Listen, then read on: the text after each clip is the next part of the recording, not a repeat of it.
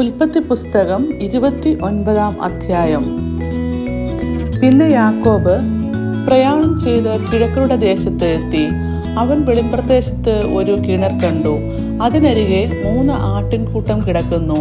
ആ കിണറ്റിൽ നിന്നും ആയിരുന്നു ആട്ടിൻകൂട്ടങ്ങൾക്ക് വെള്ളം കൊടുക്കുന്നത്.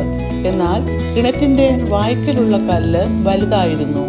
ആ സ്ഥലത്ത് കൂട്ടങ്ങളൊക്കെയും കൂടുകയും അവർ കിണറ്റിന്റെ വായ്ക്കൽ നിന്ന് കല്ല് ഉരുട്ടി ആടുകൾക്ക് വെള്ളം കൊടുക്കുകയും കല്ല് കിണറ്റിന്റെ വായ്ക്കൽ അതിന്റെ സ്ഥലത്ത് തന്നെ തിരികെ വെക്കുകയും ചെയ്യും.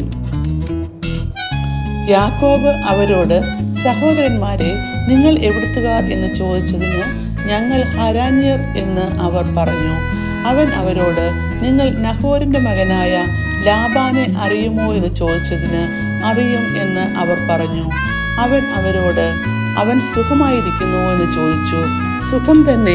അവന്റെ മകൾ റാഹേൽ അതാ ആടുകളോട് കൂടെ വരുന്നു എന്ന് അവർ അവനോട് പറഞ്ഞു.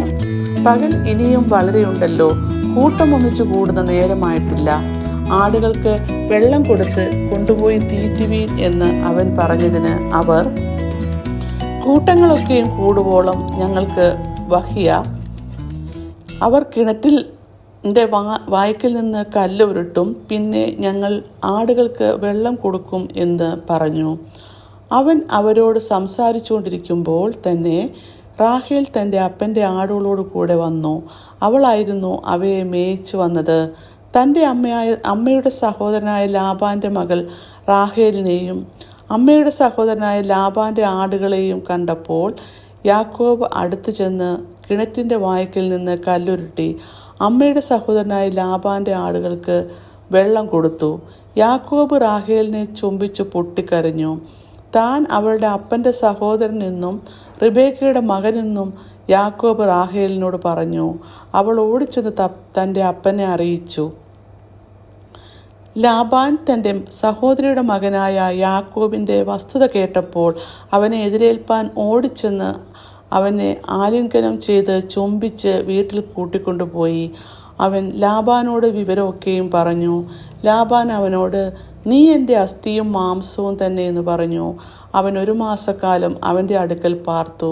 പിന്നെ ലാബാൻ യാക്കോബിനോട്, നീ എൻ്റെ സഹോദരനാകൊണ്ട് വെറുതെ എന്നെ സേവിക്കണമോ? നിനക്ക് എന്തു പ്രതിഫലം വേണം എന്നോട് പറക എന്ന് പറഞ്ഞു. എന്നാൽ ലാബാന് 2 പുത്രിമാരുണ്ടായിരുന്നു. മൂത്തവൾ ലേയ എന്നും ഇളയവൾ റാഹേൽ എന്നും പേർ. ലേയയുടെ കണ്ണ് ശോഭ കുറഞ്ഞതായിരുന്നു. റാഹേലോ സുന്ദരിയും മനോഹര രൂപിണിയുമായിരുന്നു. യാക്കോബ് റാഹേലിനെ സ്നേഹിച്ചു.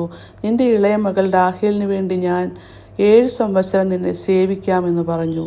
അതിന് ലാബാൻ, ഞാൻ അവളെ അന്യപുരുഷന് കൊടുക്കുന്നതും നിനക്ക് തരുന്നത് നല്ലത്, എന്നോടുകൂടെ പാർക്ക എന്ന് പറഞ്ഞു. അങ്ങനെ യാക്കോബ് റാഹേലിന് വേണ്ടി 7 സംവത്സരം സേവ ചെയ്തു. അവൻ അവളെ സ്നേഹിക്കുക കൊണ്ട് അത് അവന് അല്പകാലം പോലെ തോന്നി. അനന്തരം യാക്കോബ് ലാബാനോട്, എൻ്റെ സമയം തികഞ്ഞിരിക്കിയാൽ ഞാൻ എൻ്റെ ഭാര്യയുടെ അടുക്കൽ ചെല്ലുവാൻ അവളെ തരയണമെന്ന് പറഞ്ഞു. അപ്പോൾ ലാബാൻ ആ സ്ഥലത്തെ ജനങ്ങളെയെല്ലാം ഒന്നിച്ചുകൂട്ടി ഒരു വിരുന്ന് കഴിച്ചു. എന്നാൽ രാത്രിയിൽ തൻ്റെ മകൾ ലേയയെ കൂട്ടി അവൻ്റെ അടുക്കൽ കൊണ്ടുപോയി ആക്കി. അവൻ അവളുടെ അടുക്കൽ ചെന്നു. ലാബാൻ തൻ്റെ മകൾ ലേയയ്ക്ക് തൻ്റെ ദാസി സിൽപ്പയെ ദാസിയായി കൊടുത്തു. നേരം വെളുത്തപ്പോൾ അത് ലേയ എന്ന് കണ്ട് അവൻ ലാബാനോട്, നീ എന്നോട് ചെയ്തത് എന്ത്? റാഹേലിന് വേണ്ടി അല്ലയോ ഞാൻ നിന്നെ സേവിച്ചത്? നീ എന്തിന് എന്നെ ചതിച്ചു എന്ന് പറഞ്ഞു. അതിന് ലാബാൻ, മൂത്തവൾക്ക് മുമ്പേ ഇളയവളെ കൊടുക്ക, ഞങ്ങളുടെ ദിക്കിൽ നടപ്പില്ല. ഇവളുടെ ആഴ്ചവട്ടം നിവർത്തിക്കുക. എന്നാൽ നീ ഇനിയും 7 സംവത്സരം എൻ്റെ അടുക്കൽ ചെയ്യുന്ന സേവയ്ക്ക് വേണ്ടി ഞങ്ങൾ അവളെയും നിനക്ക് തരാമെന്ന് പറഞ്ഞു. യാക്കോബ് അങ്ങനെ തന്നെ ചെയ്തു. അവളുടെ ആഴ്ചവട്ടം നിവർത്തിച്ചു. അവൻ തൻ്റെ മകൾ റാഹേലിനെ അവന് ഭാര്യയായി കൊടുത്തു. തൻ്റെ മകൾ റാഹേലിന് ലാബാൻ തൻ്റെ ദാസി ബിൽഹയെ ദാസിയായി കൊടുത്തു. അവൻ റാഹേലിൻ്റെ അടുക്കലും ചെന്നു. റാഹേലിന് ലേയയേക്കാൾ അധികം സ്നേഹിച്ചു. പിന്നെയും 7 സംവത്സരം അവൻ്റെ അടുക്കൽ സേവ ചെയ്തു. ലേയ അനിഷ്ടയെന്ന് യഹോവ കണ്ടപ്പോൾ അവളുടെ ഗർഭത്തെ തുറന്നു. റാഹേലോ മച്ചിയായിരുന്നു. ലേയ ഗർഭം ധരിച്ച് ഒരു മകനെ പ്രസവിച്ചു. യഹോവ എൻ്റെ സങ്കടം കണ്ടു. ഇപ്പോൾ എൻ്റെ ഭർത്താവ് എന്നെ സ്നേഹിക്കുമെന്ന് പറഞ്ഞ് അവന് രൂബേൻ എന്ന് പേരിട്ടു. അവൾ പിന്നെയും ഗർഭം ധരിച്ച് ഒരു മകനെ പ്രസവിച്ചു.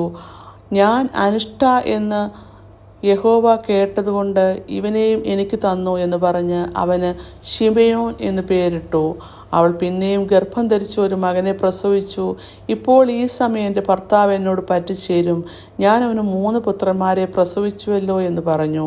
അതുകൊണ്ട് അവൾ അവന് ലേവി എന്ന് പേരിട്ടു. അവൾ പിന്നെയും ഗർഭം ധരിച്ച് ഒരു മകനെ പ്രസവിച്ചു. ഇപ്പോൾ ഞാൻ യഹോവയെ സ്തുതിക്കും എന്ന് അവൾ പറഞ്ഞു. അതുകൊണ്ട് അവൾ അവന് യഹൂദ എന്ന് പേരിട്ടു. പിന്നെ അവൾക്ക് പ്രസവം നിന്നു. ഇങ്ങനെ 29 അധ്യായം അവസാനിക്കുന്നു.